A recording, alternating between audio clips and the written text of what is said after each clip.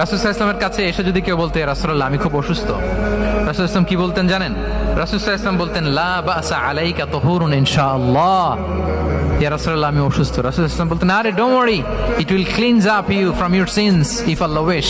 ইনশাআল্লাহ এতে তোমার যে গুনাহ টুনা আছে, পাপ আছে, এই পাপগুলোকে আল্লাহ তাআলা এই অসুস্থতা দিয়ে মোচন করে দিচ্ছেন। পড়েন সুবহানাল্লাহ। তাহলে আপনি অসুস্থতার মধ্যে একটু হালকা হলেন না, যে জ্বরে ভুগতেছি কিন্তু এই জ্বরে নাকি আমার গুনাহ মাফ হয়ে যায়। পেটের ব্যথায় আক্রান্ত, মাথা ব্যথায় আক্রান্ত, কিন্তু এটাতে নাকি আল্লাহ আমার পাপ মোচন করে দেয়, তাহলে একটু ভাল লাগবে না?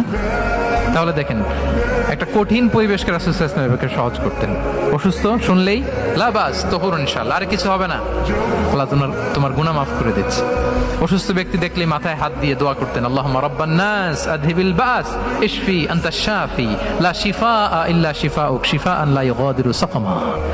উজ্জীবিত হয়ে যেত অসুস্থ ব্যক্তি।